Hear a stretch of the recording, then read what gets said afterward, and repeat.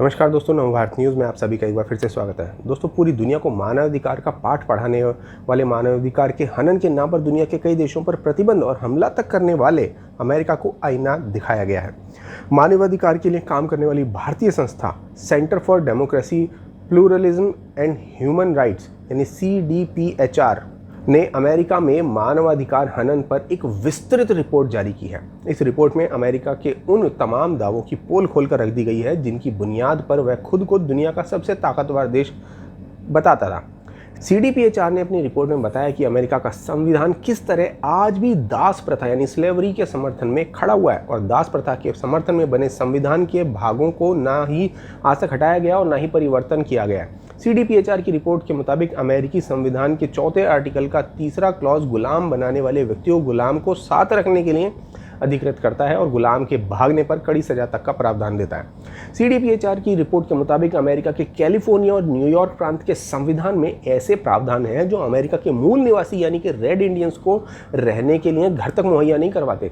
America खुद को विश्व का सबसे पुराना लोकतंत्र होने का दावा तो करता है, लेकिन CDPHR की रिपोर्ट के मुताबिक अमेरिकी कानून और वहां की अदालतें जिन पर इंसाफ देने की जिम्मेदारी है वो खुद नस्ल भेद का गढ़ है। CDPHR के मुताबिक अमेरिका में वर्ष 1994 में एक ऐसा कानून बनाया गया था जिसकी वजह से अमेरिका में एक ही तरह का अपराध करने पर अश्वेतों को श्वेतों के मुकाबले ज़्यादा कड़ी सजा होती है। वहीं अमेरिका की अदालतें तो नस्ल भेद का इतना बड़ा अड्डा है कि वहाँ ज़्यादातर बड़ी पोजीशन पर श्वेत ही बैठे हैं और अश्वेत को क्लर्क तक की नौकरी ढूंढने में मुश्किल आती है। रिपोर्ट के मुताबिक अमेरिका पूरी दुनिया का भेदभाव न करने की सलाह देने की कोशिश करता है, लेकिन वहाँ के मीडिया संस्थानों से लेकर शिक्षण संस्थानों में पढ़े लिखे होने के बावजूद अश्वेतों की भागीदारी ना के बराबर है। इन जगहों पर सिर्फ उन्हीं अश्वेतों को नौकरी मिलती है जो श्वेतों के एजेंडे को आगे बढ़ाते हैं।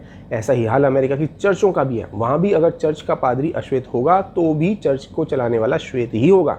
अमेरिका में किस कदर अश्वेतों की जनसंख्या कम करने के लिए अभियान चलाया जा रहा है, इस बात को भी CDPHR ने अपनी रिपोर्ट में मेंशन किया है। रिपोर्ट के मुताबिक अमेरिका में प्लान्ड पेरेंटहुड नाम का एक NGO जिसे श्वेत कंट्रोल करते हैं, वो अश्वेतों की आबादी को कम करने के उद्देश्य से वहाँ अश्वेतों को बहला फुसलाकर उनका अबॉर्शन तक करवाता है ताकि अमेरिका में अश्वेत जनसंख्या और कम हो सके। CDPHR के मुताबिक दुनिया को धार्मिक स्वतंत्रता का ज्ञान देने वाला अमेरिका खुद धार्मिक स्वतंत्रता का हनन करता है और वहाँ के जोनिंग कानून हिंदुओं बौद्धों को धार्मिक स्थान बनाने से रोकते हैं। जिसके उलट अमेरिका की कैलिफोर्निया में 7वीं और 8वीं क्लास के बच्चों को बाइबल के चमत्कार इतिहास का हिस्सा बताकर पढ़ाए जाते हैं। CDPHR के मुताबिक अमेरिका में वहाँ के मूल निवासी रेड इंडियंस को इस तरह प्रताड़ित और गरीबी में रखा जाता है कि 68% रेड इंडियंस की सालाना आय अमेरिका की औसत आय से बेहद कम है और 20% रेड इंडियंस की सालाना आय तो महज $5,000 ही है। अमेरिका के मूल निवासी रेड इंडियंस पर अत्याचार के अध्याय में रेड इंडियंस औरतों को उनके बलात्कार के दर अमेरिका के औसत बलात्कार की दर से 2.5 गुना ज़्यादा है और बच्चों का शोषण 2 गुना।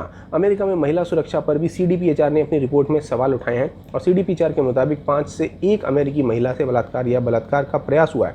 क्योंकि बच्चों के यौन शोषण की बात करें तो वर्ष 2014 तक अमेरिका में 4 करोड़ से ज़्यादा बच्चे थे जिनका यौन उत्पीड़न हुआ था। CDPHR ने अमेरिका में रेप के मामलों पर सवाल उठाते हुए अपनी रिपोर्ट में बताया कि अमेरिका में जिन महिलाओं का रेप हुआ था उसमें आधी महिलाओं का बलात्कार उनके साथी या जानने वाले ने ही किया था। अमेरिका के लोकतंत्र और चुनावी प्रणाली पर सवाल उठाते हुए CDPHR ने कहा है कि अमेरिका में आज भी कई अश्वेतों के वोटर ID कार्ड बने ही नहीं हैं।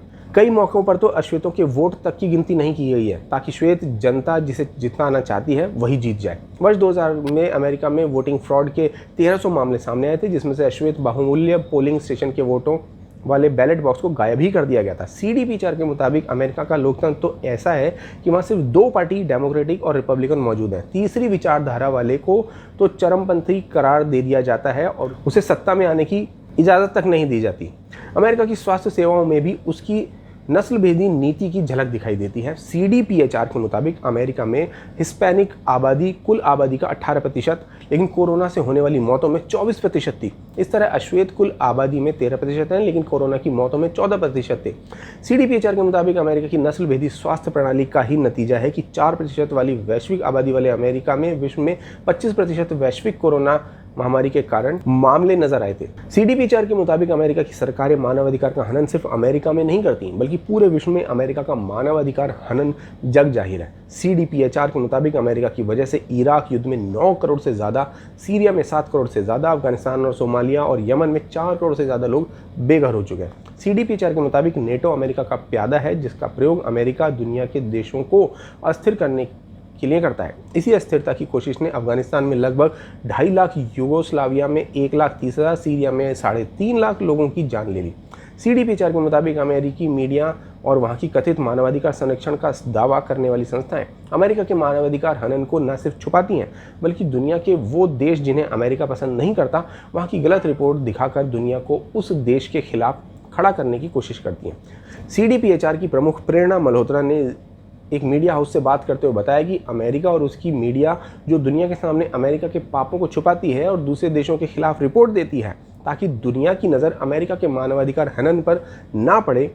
आज इसीलिए CDPHR ने अमेरिका के पापों पर विस्तृत रिपोर्ट जारी की है ताकि भारत समेत पूरा विश्व जान सके कि दुनिया भर में मानवाधिकार का ढिंढोरा पीटने वाला अमेरिका खुद मानवाधिकार का कितना बड़ा भक्षक है और उसका ऐसा करने का मकसद क्या है। दरअसल वो इस सब के दम पर अन्य देशों के ऊपर अपनी दादागिरी जमाना चाहता है और वो जानता है कि जब तक वो ऐसा करता रहेगा वो दुनिया में सबसे ताकतवर देशों में गिना जाता रहेगा। और ऐसा करना उसके लिए इसलिए भी ज़रूरी क्योंकि उसे कोई ना कोई बहाना तो चाहिए जिसके दम पर वो किसी देश के ऊपर हमला कर सके और फिर उस हमले के बाद होने वाले युद्ध की स्थिति में अपने हथियारों को खपा सके।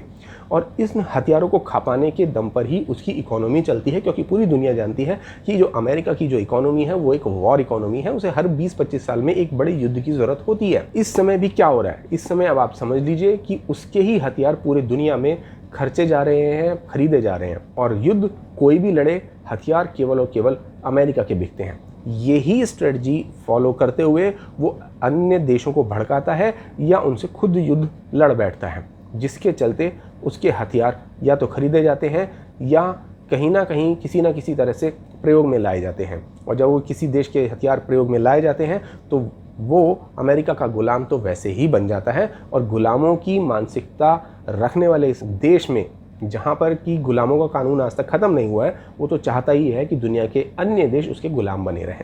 तो दोस्तों आपका इस पूरी खबर पर क्या विचार है हमें कमेंट बॉक्स में लिखकर बताएं। साथ साथ इस वीडियो को ज़्यादा से ज़्यादा शेयर करें क्योंकि आज तक केवल अमेरिका ही भारत के ऊपर या भारत की जनसंख्या के ऊपर या भारत के अलग अलग धर्मों के ऊपर रिपोर्ट पेश किया करता था, लेकिन आज भारत ने अमेरिका के ऊपर ये नस्ल भेदी विचारधारा वाली जो रिपोर्ट है उसको पेश करके एक ज़ोरदार तमाचा मारा है और समझाया है कि केवल तुम ही अकेले किसी और के बारे में ओपिनियन नहीं रख सकते। अगर ज़्यादा उंगली करोगे तो दूसरा व्यक्ति तुम्हारे बारे में भी सच उगलना शुरू कर देगा। इस वीडियो को आज ज़्यादा से ज़्यादा शेयर ज़रूर करें ताकि दुनिया इस बारे में जान सके। धन्यवाद। जय हिंद।